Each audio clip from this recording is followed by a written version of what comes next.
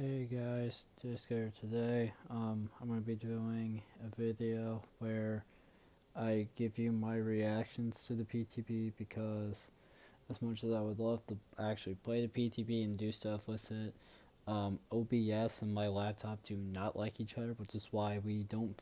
Which is why we don't film with my laptop. Is for that reason. There's really no point. The video we have, there's a couple videos on our channel from this. Just super, the video was just super laggy, not even watchable. It awful. So I won't actually be playing anything. I'll just be looking at the characters, giving you my thoughts, reading everything. That I have read. So all that I know about this PTB is I saw the teaser trailer, I saw like the chapter trailer, and then from there I read all of the developer update and the PTB like update things, and so much text. I've read so much text, and I am so very confused. I mean, I just do not understand anything at all. I'm very confused. This is also my second attempt at this video. The first attempt, we'll see if it does it here. If it does, I'm guess we're going to the first attempt. But basically, I would get into the game and it would just be stuck on the title screen, but in like a way where I can't do anything. Like it would be start on seeing like Trapper's face and stuff, and you would be hearing the trailer that like the little thing that's supposed to be playing, but you can't actually see anything. Um, and it would also, and because of how it's like how it was, I couldn't leave. Like I was stuck on this exact screen you're currently seeing. Just all the little things under Dead by Daylight, and I think the Steam thing might have been gone. Oh, it's working this time. Good. Okay. So it appears to be the normal Dead by Daylight trailer. Or, the normal thing that plays. Okay. Hi, Trevor.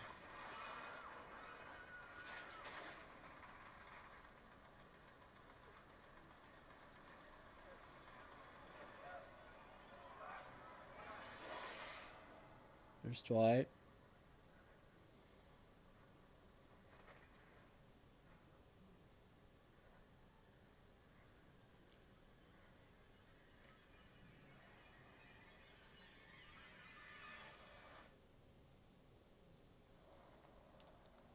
Okay, so...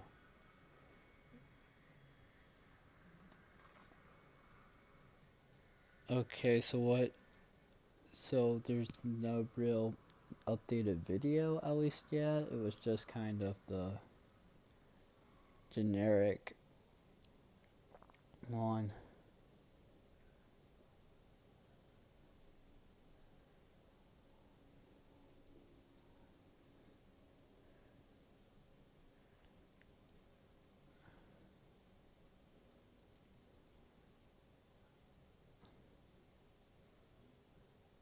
Um...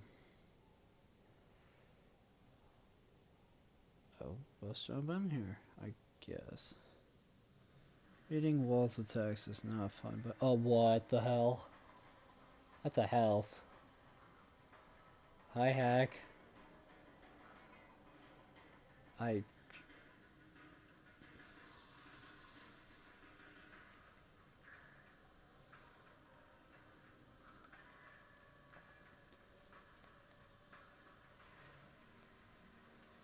So, I guess this is around the rank reset?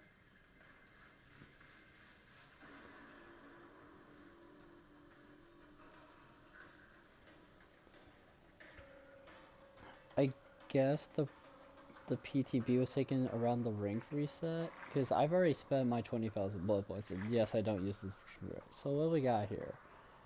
There's like a weird house thing, purple lights, a lot of power cords everywhere, and then a little shack thing. Let's go to the store.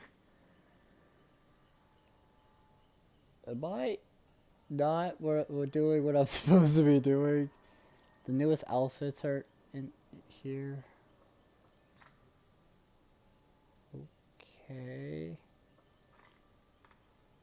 No, they're here all right. I'm so confused. Unfortunately we can't see it, but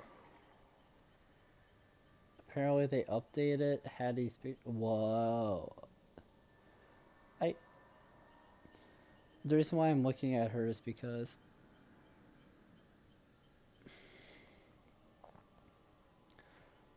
okay, so it looks to me like so I they said they updated her visually. They did at least a little bit.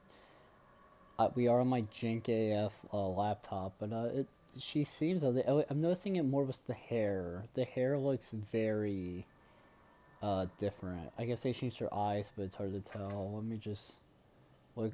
And I think they updated some outfits as well, so I was gonna check those. That seems updated. Okay.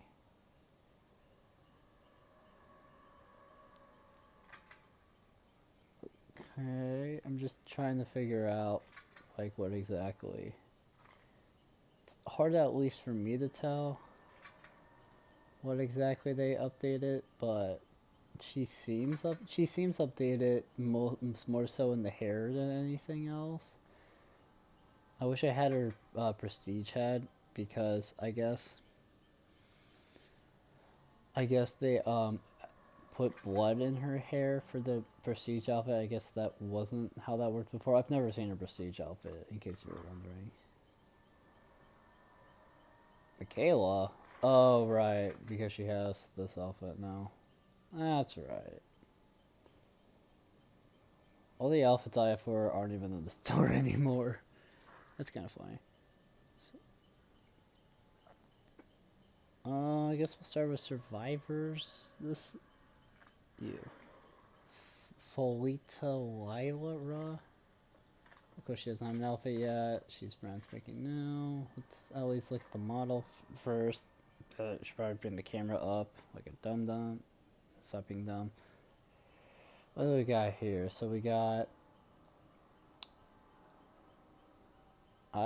She is moving around quite a bit.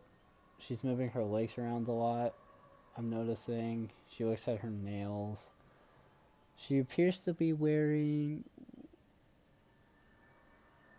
I can't tell if I don't think she's wearing shoes. She's not wearing shoes. She has like little... like... She has like, I think, some jewelry stuff on her. Like, she's wearing jorts, which Kate also wears jorts. So, that's interesting. Her shirt is very colorful. It's purple and has like... It's flowers, I think. I think it's supposed to be like flower designs or something. It's all the colors together in such a way. She's got some jewelry and stuff on her this arm. Looks to be a ring as well. This arm has nothing. She's got a little red thing in her hair. Her hair is curly, I'm noticing. Few stores. So she has... Okay. So we have friendly competition. You revel in the community spirit of a Okay, well, now that she's a lot closer to the screen, it's a lot easier to kind of see what's going on. Not entirely sure how This is just the PTB, and I don't even know if I'm going to play much during it, but... she seems interesting for sure. So we'll start with friendly competition. It says, you revel in the community spirit. You revel in the community spirit of a competition and inspire others to follow suit. Whenever you finish repairing a generator with at least one other survivor, this perk activates. Okay, so you So, Folita, yeah, Folita, or however you're supposed to pronounce her name. Tell me in the comment section below if you know. So Folita and Dwight are on the gen. Gen finishes. This brick activates for both of them. You and other survivors, so you and Dwight, who finish repairing the gen, both of you get a 5% increased repair progress speed for 75 seconds. So basically, you and Dwight finish the gen, and you both get a 5% gen progress, increased gen progress for the next 75 seconds. Interesting. Teamwork power of 2. It's hard to keep up with you, but it doesn't stop people from trying. Whenever you finish healing another survivor, you both move 5% faster as long as you stay within 12 meters. Okay. So, you heal Dwight, and you both move 5% faster as long as you're 12 meters from each other. As long as you're within 12 meters from each other. Okay. Of the survivor you healed, or until one of you loses a help state. So if you move farther away from each other, it's gone. Or if one of you loses a health state, it's just gone. Gotcha. And then Teamwork Power 2 can only trigger once every 140 seconds. I'm not gonna lie, guys. 140 seconds sounds super long. That is... I feel like in the official version of the game, right, when the chapter fully releases, I feel like they should shorten that 140 seconds. That seems really long for a perk that you're honestly not gonna get too much value out of. I mean, you could if you like teamed it, but like solo queue and stuff, it would be very difficult to use Power of 2 like efficiently, Teamwork Power 2 efficiently. So I feel like you could shorten that and it still wouldn't be a problem. But I like the idea of it for sure. And it says survivors can only be affected by one Teamwork Power of 2 effect at a time. And then it says you good, then keep it up. Talita Lyra. This one's was come on, let's do it. Talita. So now we're on to Cut Loose. You get in enough trouble. You know how to get out of it after performing a rushed vault and a chase. This brick activates. So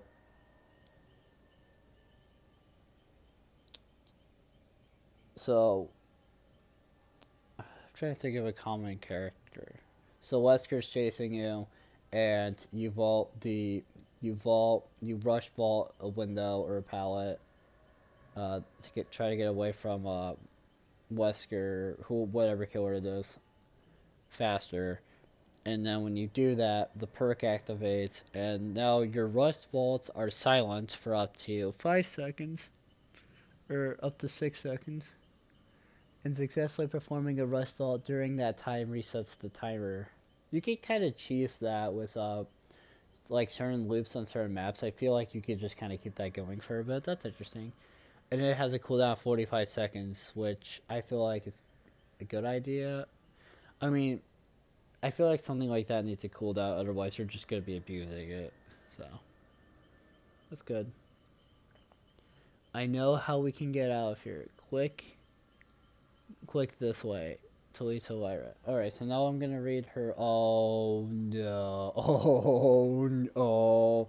Oh no. I have to read all of this? Oh god. Okay, boys. Welcome to Story Time with Disco, where we read Talita Lyra's lore. And I'm gonna have the camera like this for a second just so you can kind of read it. So we're gonna read her backstory now. If you were to ask Talita, Lyra would tell you that what she wanted in life more than anything was to bring people together. Whether it was her father selling out clubs for the latest 4L band, that's what this was, he'd signed, or her mother showing off Botafogo, Wapa, and I don't know, to groups of tourists from around the world. I'm not sure what any of that means. Felita loved seeing people come together to share their passion and form meaningful connections. As a teenager, Felita found her community kite through kite fighting. Her uncle Ignacio taught Felita and her younger brother Renato to settle their petty squabbles through making kites and flying them with each other until someone's string is cut and a winner is decided. Felita and Renato would spend their summer at Ignacio's beachfront kite shop, working in the mornings and fighting kites in the afternoon. Their antics caught the attention of kids and adults alike, and it wasn't long before Felita started teaching kite flying at the shop. Eager to connect with even more people, Felita would film these fights and post them online. Free publicity, she told her uncle. Little did Felita know that her kite fighting videos would be her ticket to stardom. Videos that featured her and her commentary would get more hits, with viewers commenting on Felita's kite fighting insights and her charm. The videos even caught the eye of a modeling agent. Before she knew it, Felita was booking photo shoots for print ads and appearing in commercials. She loved the work and knew it wouldn't be long before she could transition into acting. Then she would be capital F famous. Did they seriously just put capital F famous in here? Oh my god. Behavior. Why did you put capital F famous in her lore? I don't understand. Like the stars of the telenovelas. Why did you spell television? I was just having another place pronounces it. Got it. She watched growing up. Her community would span all of Brazil and maybe even beyond, but it was not to be. Little by how the hell did the camera go over there? I don't even know. Little by little, modeling took Felita further from the kite shop. First, she had to give up playing to let the nicks on her hands heal. Then she had to spend her days networking, smoothing, and lining up gigs for an events. By the time Felita graduated high school, her agent was eager to get her even more work, which meant even less time at the kite shop. All his hard work and dedication will be worth it, she told herself. Years passed in a flurry. Felita was burned out and sick of the awkward stares and lingering glances from strangers. Fame, it seemed, was not as glamorous as she thought it would be. Late nights, she talking with Renato helped her realize what it was she was missing. Genuine connection with like-minded people. That is how her father and mother drew people to them, and kite fighting was what connected Felita with others. Within a few short months, Felita had quit modeling, used her money to open her own shop with Ignacio's blessing, of course, and brought Renato on as her business partner. Fun Kites Rio became the premier destination for kite fighting materials, and Felita's fame helped attract even more people to the hobby. It was a great start, but Felita's always wanted to reach even more people. Fun Kites Rio's first tournament was a success, drawing hundreds of participants to the outskirts of Rio to watch dozens upon dozens of kites dance in the sky. And between socializing with old and new friends, helping at the concession stands, and even playing a match or two, Felita found a few moments to cry happy tears by herself. She had done it. This was exactly the community she wanted to create. Well, that's good at least. But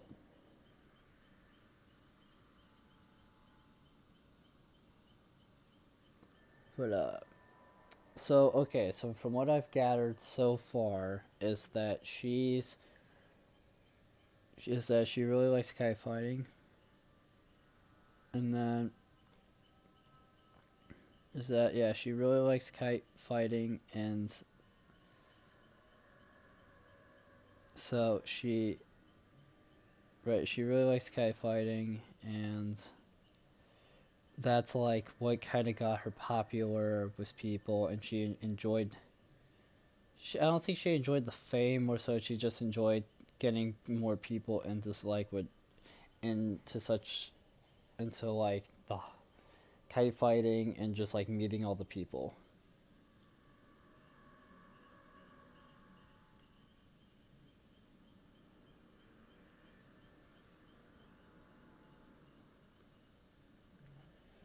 But interesting. I don't really interesting.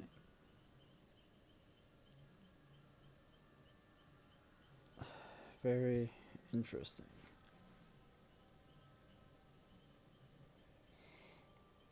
By the time the sun set and the tournament came to a close, the field was covered in litter. Felita and Renato stayed behind to clean up. The full moon was high in the sky when Renato noticed something, a strange drone floating over the field. What? Why would there just be a drone over the field? I'm so okay. Fel- Felita's mischief childhood self came roaring back. Time for a challenge, a race to take down the drone. Renato couldn't help but accept. Are you kidding? They're destroying a drone. Why? In the end, Felita Sky was the one to get caught in the drone's rudder blades. She cheered us Renato to watch the thing sputter into the forest, leaving a trail of smoke in its wake. Felita didn't want to look for the fallen drone. She was happy to leave her kite behind. Renato walked out to the trees on its own, and Felita couldn't let her brother wander the dark forest on his own. Okay. So you down a drone. Whoever made it's gonna be very angry and knows where it fell, like where it was taken down and stuff. And you don't think to even at least treat the thing. She sounds not the brightest when it comes to how this stuff, how drones work. I'm just saying, I don't think she has very much drone knowing knowledge. It sounds like her brother has more. So I guess that makes sense considering she was a model. Like she was a model and she's all into kite fighting. That she wouldn't fully know, kind of. That she wouldn't think to take the drone. Oh, okay, that's weird. Deep in the woods, Renato found more than just a drone. Felitos heard a scream and watched as a man drenched in blood emerged from the forest. Why would there just be a man drenched in blood in the forest? He grabbed her brother, desperate for help, but it was already too late. Felita nearly screamed as the man split in two and a woman's head floor covered in high-tech. What the hell? I'm so confused. Okay. So Felita and her brother, they go. So her brother wants. So Renato goes to grab the drone that she, for some reason, didn't want to retrieve. They get there. There's a man covered in blood. The man splits in two, and a woman comes up. What is this? Covered in high-tech. What is happening? Why wasn't Renato moving? She grabbed her bow and ran. Another drone floated overhead like the one she had down with her kite. They were the hunter's eyes, and she had plucked one of them from the sky. And you didn't retrieve it like a dum-dum. God, I don't understand. Renato was in shock, and Felito saw that his arm had been cut deeply. When? Didn't matter. He was bleeding and they needed to get to safety. That was when she saw the factory. A rotting brick building collapsing under the weight of time. Felito and Renato led Renato into the factory and found a dark alcove to hide. The hunter followed, and she dragged some wooden beams across the entrance. The only way out locked off. Felita knew time was running out. The hunter didn't find them first. Her drone would. I'm so confused. Felita peeked from their alcove. There. The factory was changing, its dark and dingy walls dissolving to a bright and sunny landscape, a beach.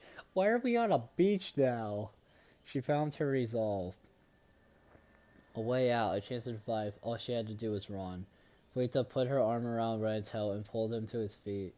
She thought she heard Renato telling her to stop, but she ignored him. This was their chance. They ran along the beach, leaving the hunter behind, kicking up warm sand as each dried. Fleeta never stopped running, not even when the sand turned into swirling black fog. What the hell? Okay, okay. So, so they run away from the forest. They find an abandoned warehouse. They hide there. All of a sudden, everything changes around them to a beach somehow, and then she's running into a swirling black fog, which was the entity pulling her here. Hi, Rafe. Yeah. He's not new, but look at our boy. Anyways. Hi, Rafe. Bye, Rafe.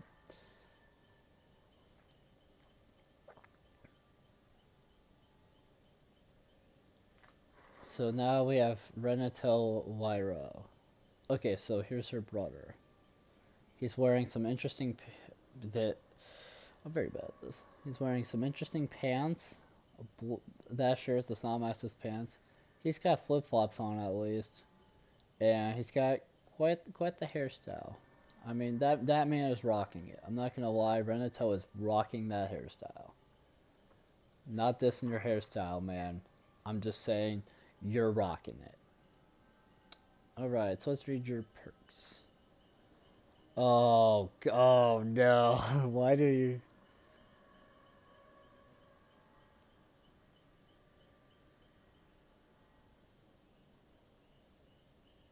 Okay, so I'm assuming his lore is going to be slightly different because it seems to be more so his. Seems to be more the Blood Rush. Your mind and body. So much text to try to put on the screen. Oh my god.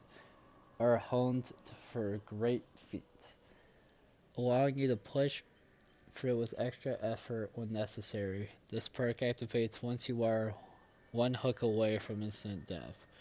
While healthy, running and suffering from exhaustion, press the active ability button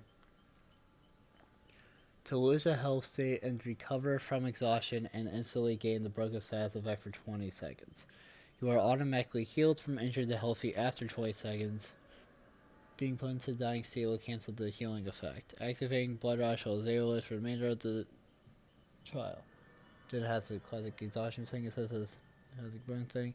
And then just gotta push through, run it to out. So, okay. So you're dead on hook, and you're exhausted. You press the button, and you're healthy. Now you're injured, but you're no longer suffering from exhaustion. And you also have to hold out for 20 seconds. 20 whole seconds.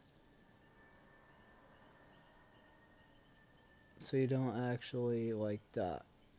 So you can recover your health.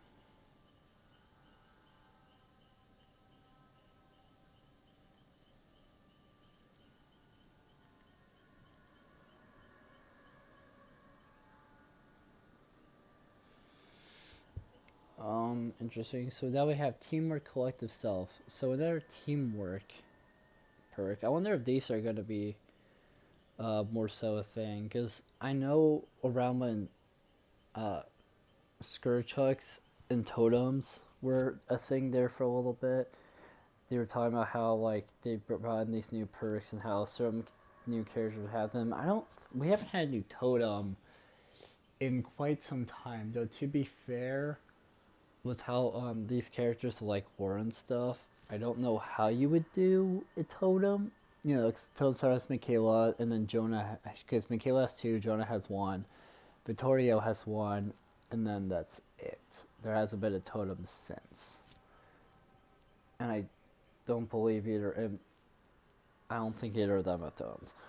Scourge hooks, there's like 3. Wesker didn't come with any, Dredge didn't come with Scourge.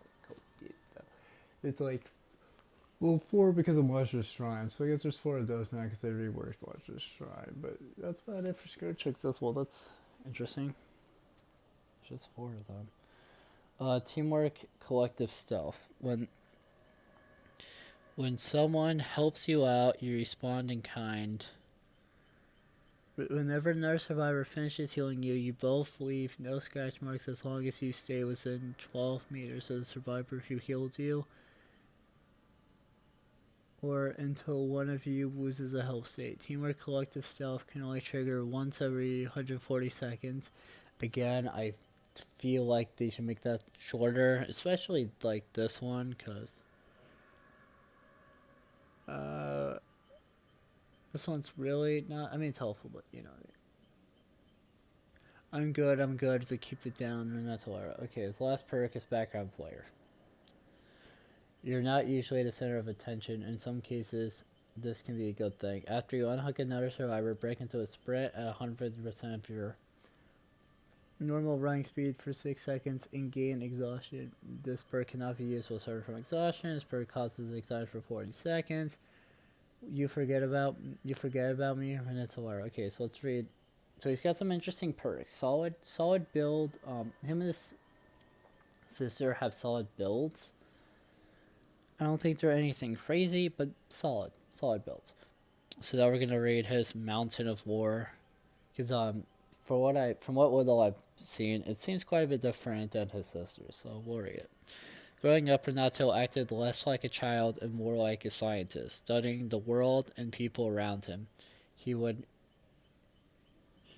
poke classmates in the face or stand too close to them, curious to see their reaction. It was no surprise that young Renato had a hard time making friends.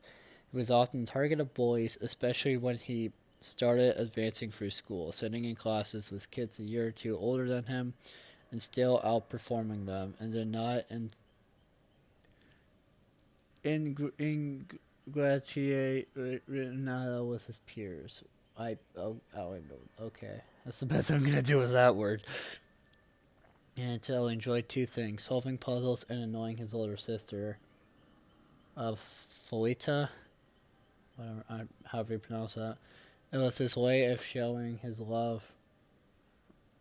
Renato saw how easily Felita won over kids and adults alike who wanted to be like her, so when Felita started to take an interest in kite fighting and flying kites, Renato did too.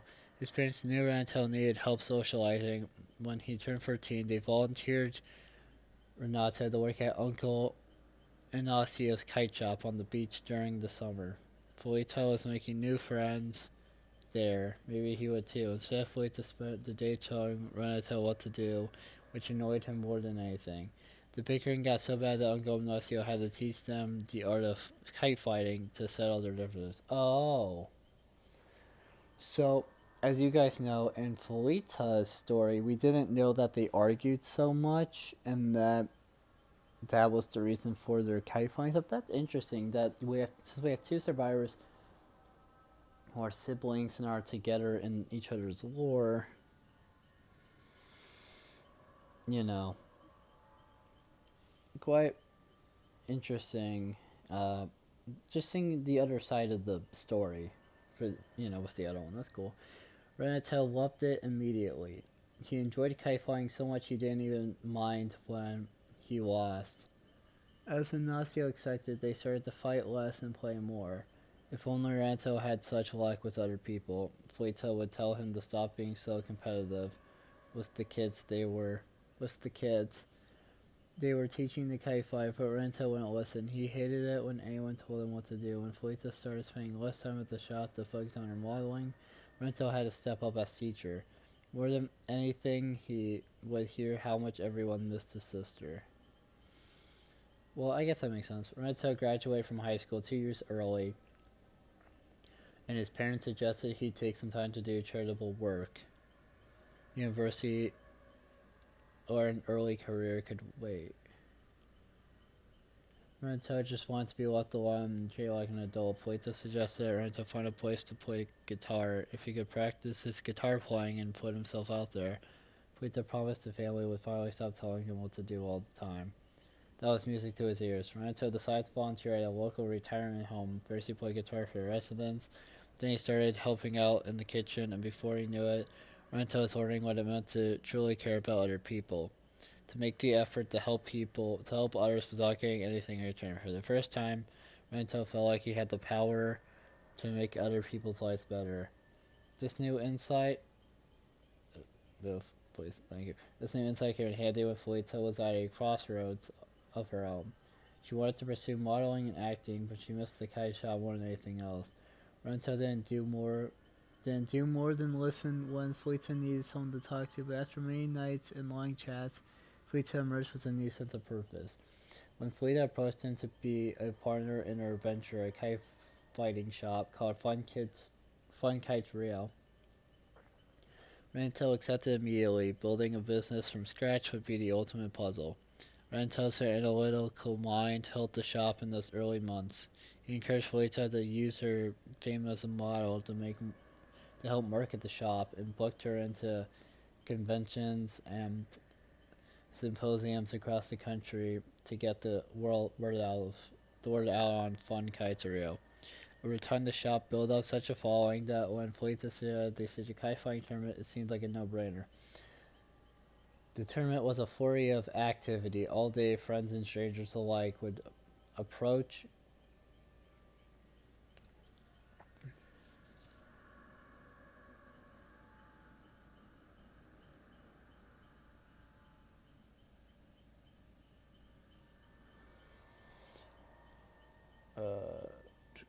The tournament was a flurry of activity. All day, friends and strangers alike would approach Renato and thank him for his hard work.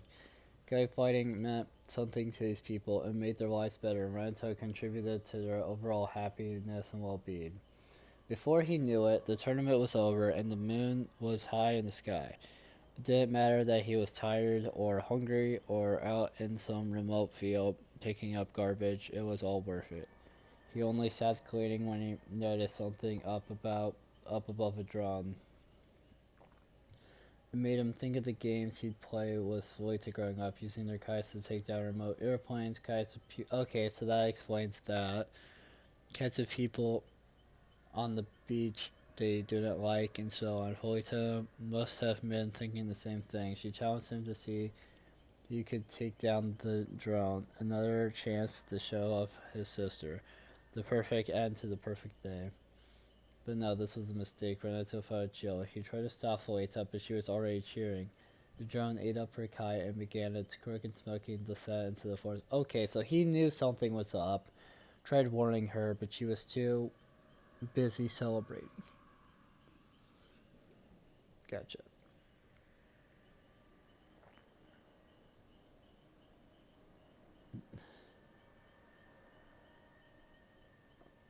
They were in trouble. It was only when he ran into the forest that Felita sobered up and followed. It didn't take long to find the drone embedded in a tree, kite dangling from its dead rotor blades. The sharp string dug into Renato's finger. Okay, so the sharp string had dug into his finger. As he worked the knots, he nearly had the kite free when a bloody hand reached out from the dark forest and grabbed him. Renato jumped at the side of the injured man. He was raving, babbling, desperate for help. Renato put his hands out to keep the man from falling. It was already too late. Two blades sliced through the man and along Renato's arm. So that's why he was bleeding then, gotcha. There was no time to look down at the wound. The blades were up in the air. The man was cut in half, and the woman clad in armor accompanied by a drone, like the drone Felita down, was standing before him. Okay. Renato knew he had to move, but he couldn't. Time was running out, then he felt another hand on him, pulling him back. Everything was a blur. The cut in his arm was deep and throbbing, but he knew Felita had him, and he knew he had to run. The night grew cold as they stopped to hide. What is this lore, man? Renato struggled to regain his breath, but there was no time. As quickly as they saw, Felita was blowing him again towards an abandoned factory. But there are no factories out here, Renato thought to himself. The factory was even colder than the forest. He clutched his arm, trying to stop the bleeding. His head was swimming. How much blood had he lost already? Felita was guarding him in some dark corner of the factory, and suddenly she was pulling Renato to his feet, telling him to run. Run where? She said something about a beach. Renato tried to stop her, tried pulling her back, but he was too weak. He couldn't see any beach. All he could see was black fog closing in on him. So he saw the black fog. She saw a beach. Alright. So now we're on to the skull merchant? What the? Okay. So, okay, so what do we got here? So we got a lady wearing a weird mask with an orange little dot thing there, and her other eyes not being covered by anything. She's got a thing wrapped around her arm with two giant blades sticking out of it, and oh, I see. So on her arm, she's got like a little. She's holding a drone now. What the hell? Oh, okay. On her arm, she's got some stuff that I guess is connecting the blade to her arm. She's got like pouches on her legs. She's got long nails on this hand. Maybe on that hand too. It's hard to tell. It's the giant Okay. I know that by deal it wanted to be cool, but apparently this is actually worse because the force is divided between the two blades, and something about if you can cut well enough with the two blades to like kill somebody, it would do way more with one blade. And no one seems to really talk, at least from what I've seen, no one really talked about how with two blades you could do, even if like it wasn't very deep, you could do two cuts, and like, you know, the person would lose, and you know, the target would like lose more blood. I'm not really sure if that's true because nobody talks about that, but interesting, I guess. I still don't get the whole masks thing, but whatever. Obviously they have no outfit. So the skull merchant has a hard difficulty, so I guess that's a way they attack. They kind of lunge forward and then move it. Interesting. So your power is called Eyes in the Sky. I know nothing about her power, so interesting to see, I guess. It says, inspired by the dark mangas created by her father. Okay. The skull merchant relentlessly hunts her prey using the latest on surveillance technology. What? Okay.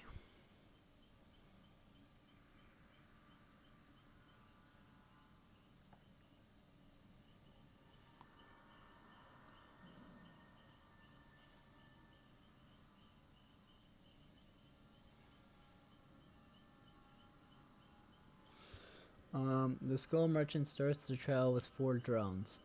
What? What does that mean? Okay. Pressing the power button places the drone which enters active mode after a short boot up period. In this mode, the drone creates a detection zone around itself. Within it, the killer is undetectable and survivors gain lock-on progress. The drone reverts to scouting mode when no survivor is detected for a while. What? In scouting mode, the drone begins a sweeping scan and if it finds a survivor, it re-enters active mode. Okay, so active mode, it does something called lock-on to survivors, and it makes her undetectable. But it also has a surveillance mode where it's more of like a sweeping scan. And if it finds one, it re-goes into active mode. Survivors can interact with the drone to disable it. There's a way to interact with the drones? Okay. If they fail, it enters active mode. If they succeed, it returns to the killer, but the survivor is struck with a claw trap. Whatever a claw trap is. Special effect, claw trap. A claw trap broadcasts the survivor's location to the killer until its battery dies. If they get too close to a drone, it enters active mode and the claw trap's battery is recharged. Oh, okay. So claw traps are on the survivor and it broadcasts their location to the killer.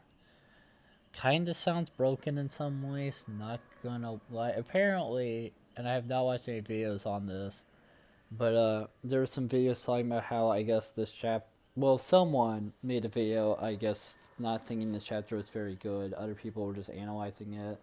So don't ask me. I don't know yet. as soon as this chapter is released and I have it, yes, I will be doing a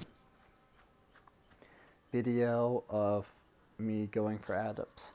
I also don't have the rip still, which kind of sucks, but whatever. Let's keep reading. But and then if you go into, if you see a drone in the claw trap, I guess you charge just whatever the claw trap exactly is. The killer can press the ability button to open a radar to see the location of Sarasi's claw traps and those in a detection zone. Oh, that's cool. The like radar to kind of know where people are. So she's more. I know a lot of people, or at least someone I remember seeing, had like a joke about having Predator with like as a skin for her. And honestly, I can see why. She's all about scouting, like looking for people and stuff.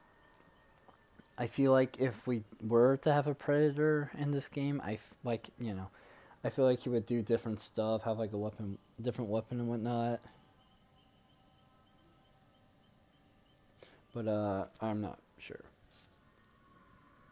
And then she has, okay, and then this is special effect lock on. When full, the survivor is revealed by the killer instinct once I address detection zone. And severs from the exposed as vented until a meter discharges or they put 90. So lock on will expose them after a while. Gotcha.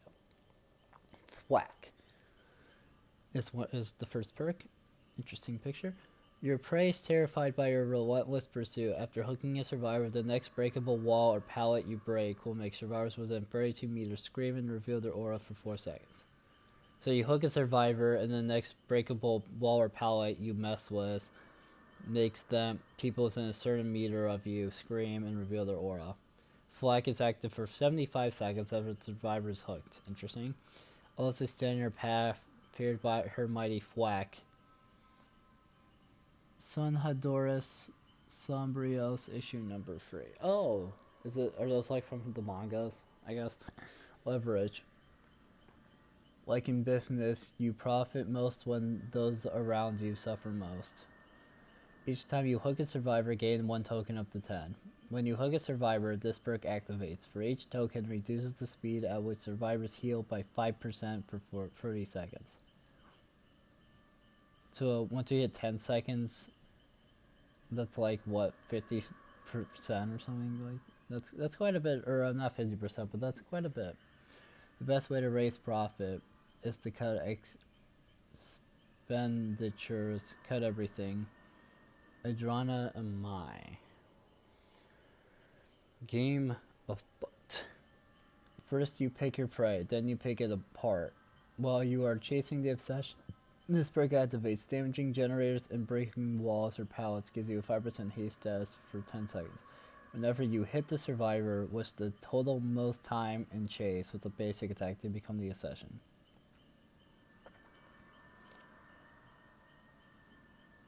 So what? Okay, so while you're chasing the survivor, if you damage a gen and breaking walls or pallets, you gain a boost for 10 seconds. This one might actually be a challenge. Adrania Amai. Alright. I gotta say, unique, interesting concept. I know it's not like what a lot of people thought of. To be fair, the killer looks different than what I thought of when we saw the skull with like the lighting thing, the red light thing coming out. This video's getting so long, but please bear with us. Bear with me. So now we're going to read her backstory. The self-made millionaire Adrania Amai came from a humble home in Fortaleza, Brazil. Her father, Seita, moved to Brazil as a young man, hoping to see a side of the world completely different from his hometown in Hokkaido. A talented illustrator, he spent his spare time designing colorful characters and worlds. While sketching patrons of a local jazz club, he was approached by Belinda, the owner, to work on a logo. But began as a business partnership, soon became a romantic one, and within a couple of years, Adrania was born. Adrania excelled in all facets of education. A house full of art and music homed a brilliant mind, and her intelligence was only exceeded by her obsessive drive to be the best. While scoring at the top of every class, she was often on the receiving end of disciplinary action due to her overly competitive and sometimes violent nature during school year games. I can tell you guys right now, I would not enjoy being her friend. I can tell you guys that right now. Would not enjoy that one bit. Adriana's mother did her best to keep her on the right track, but her father was increasingly absent as his own obsessive drive ramped up. Adi Valente, a manga about a young girl who saves and protects the weak with her quirky robot companion. Despite working long hours at a canning facility and writing his manga in the spare time, he somehow managed a little time every night to share his wild and highly imaginative illustrations with his daughter. By middle school, Adriana was courted by a fancy private school due to her high performance and needing money. Seita spoke to publishers about his unpublished manuscripts. He managed to find a small local publisher to carry Adi Valenti, but it meant more work than he could handle. He eventually lost his job at the cannery, giving him more time to develop and illustrate his series. Adriana loved the manga, but the family was forced into hard times. In her final semester, Seita requested higher royalties, but the publishing company went into administration and decided to cut the series. No longer able to afford the school fees, Adriana was pulled out of the elite academy where she was at the top of her class. Belinda was able to negotiate her graduation, but another student was able to take her place at the head of the school. Adriana was furious. On summer break, she learned everything about her rival, where he lived, where he hung out. Oh no, she sounds crazy, because she is crazy. She is a killer after all. It's so hard to get his things straight, man. What he liked to do in his spare time, what he listened to, what he watched, everything. She even stalked him on his way home one late summer evening and considered the myriad ways she could ruin his life. But in the end, she did nothing. Though something awakened within her, and she felt like the anti-hero in a story her father had been exploring. Seita retreated further into himself and began producing this newer, darker manga inspired by his visions and nightmares. A manga about a woman who hunts and guts the weak in a nightmarish realm with drones made of salvaged skulls. Okay, you're starting to make a bit more sense. It's bones. When able to sell this manga, Sanadores Sombrios, the family became solely reliant on Belinda's income.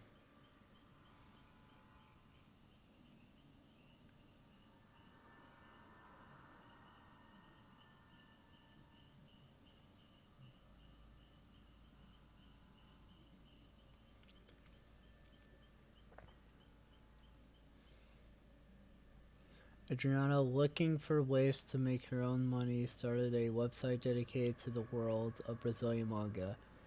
It became a runaway success, and significant advertising dollars started to roll in. She realized she had no real interest in writing for it, though, so she convinced other kids to write for it for free. While the money flooded in, the second she got an offer, come on, there we go. The second she got an offer, she sold the site and never looked back. Proud of her accomplishments, she came home to show her parents the check. She never got a chance to show her father, though. He walked out the door that morning, never to return, leaving only a stack of unpublished manuscripts about the skull merchant, mercilessly hunting those she deemed worthy of her efforts. What happened to your dad? So, okay. To help her mother, Adriana began to study at the library, teaching herself investment and economics, and soon tripled her money. By the age of 18, oh, that's what the drone kind of looks like. Yeah, so it's like a normal drone, then it has a thing on it with, I guess, the skull, and then it's got wires and... Okay. Really?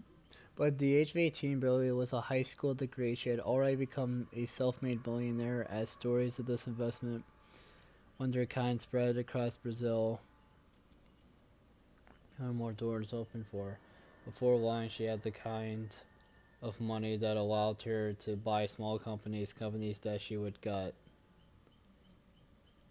replace with non-union workers, and sell at a profit. The only break she took from her corporate obsession was to pore over her father's manuscripts, trying to understand this chilling world he had created. By her mid-20s, she was regularly flipping companies while finalizing a real estate firm. Two members of the board moved to block the sale, pointing to the trail of hollowed-out huts she left in her wake. Adriana was frustrated. It took her weeks to find out who the holdouts were, but when she did, she thought about how it would feel to hurt them.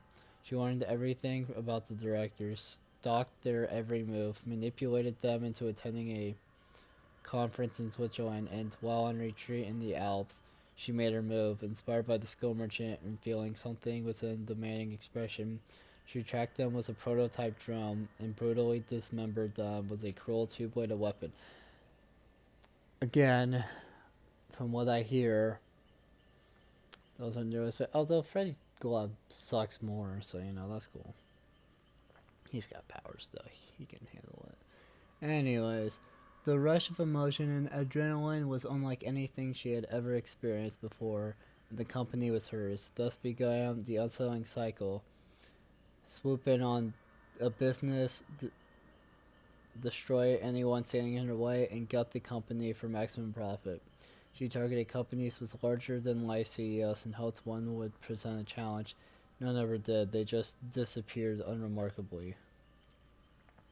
An aggressive manager of a fireworks company known for his survival tours was her last target right at home in Brazil. Survival tour is a perfect cover. Adriana lured him to a decommissioned airship hangar. The hunt started at dawn and won the distance. With her still tracking him well into the evening, locating him, she used one of her drones to direct him to a dead end. When a pair of kites suddenly appeared on camera and the feed died, her face hardened. Oh. Okay. So let me get this straight. There was one more guy in her way, like one more CEO in her way who ran a fireworks store. She got him to go to some type of dead end in the woods after the plane with her drone, and then kites got in her way, or got into the drone's way. Gotcha. Her face hardened, her eyes widened in disbelief as she slammed her laptop shut and charged toward the drone had crashed. Okay, so she gets pissed. She runs to where the drone was. There she found her prey, reaching out to someone in the growing dark for help. Witnesses, not part of the plan. Without a second to lose, she punched her blade through his stomach, exposing meat, bone, and a dying heart. Okay.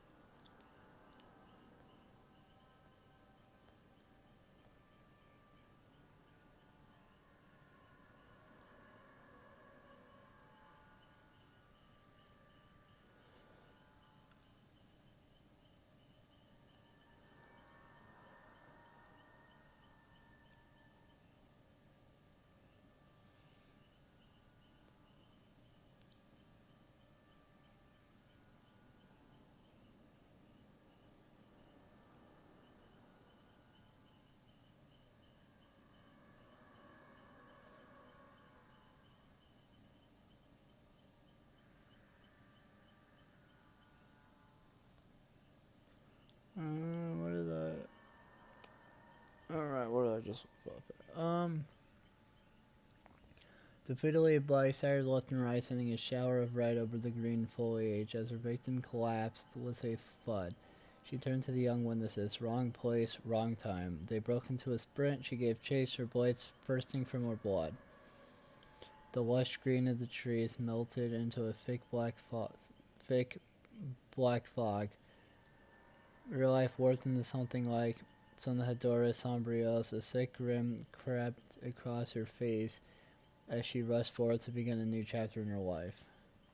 Interesting. Alright, well, we finally read all the lore. Oh my god. Hi, Hag.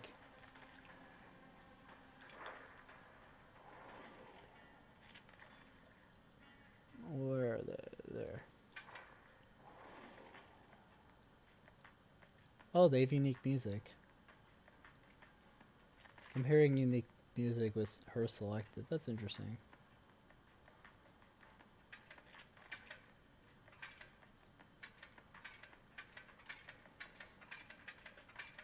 Oh, she has another shirt as well now. With her competitive spirit, she overcame every obstacle. Her normal shirt was just fireworks shirt. Wait till our talented woman with great ambitions and perseverance. Efficient shorts, nothing could distract her from pursuing her dreams. Golden ambition, her life experience taught her to believe in herself. So this is her other shirt, I guess. Honestly, not bad. Pretty good. Let's see her brother now. Yeah.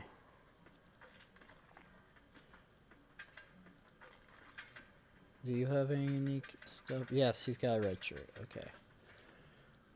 Intelligent and introverted, Renato found unique ways to interact with others. Sunset Beach Band. Despite his quirks, he was loved by all. And then turquoise shirt. He preferred solidarity work, but came to appreciate the value of teamwork. Golden touch. Through his life experiences, he learned how to gain confidence. Oh, nice. Nice.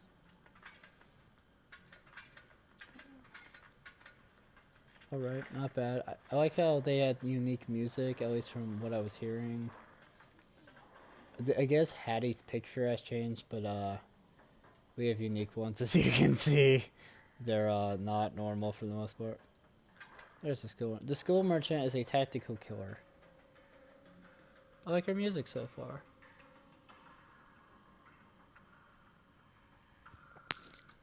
The skill merchant is a tactical killer able to place drones that detect and debilitate her targets. Her personal perks, game of flak and leverage allow her to gain haste when pursuing your obsession. Force screens for survivors when breaking walls or pallets to reduce survivors' heal speed the more times you place them on hooks.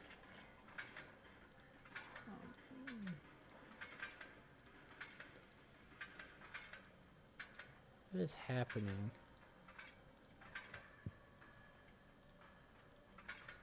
There we go. Do you have any unique outfits or anything? Oh, she has a unique blade. Okay. The skull merchant. A relentless executive who hunts people for sport in spare time. Utilitarian hunting gear. She made sure she was prepared for any eventuality during a hunt. Razor sharp dual blades, a cruel pair of blades designed for ripping for human flesh. Her other blades are the slipshod prototype. The earliest prototype of her brutal weapon, while a little rough around the edges, it still tears flesh with a maximum efficiency. So let's see the other. Okay. Alright, so in case you don't know. Oh. My finger almost hit the off button. So normal blades, right? Right? Right? These are the normal blades. Those are the other ones. So, first thing I'm noticing is they look exactly the same. What's different? If you guys know what's different, tell me, because I'm not seeing anything. I thought it would be more apparent, but... Oh.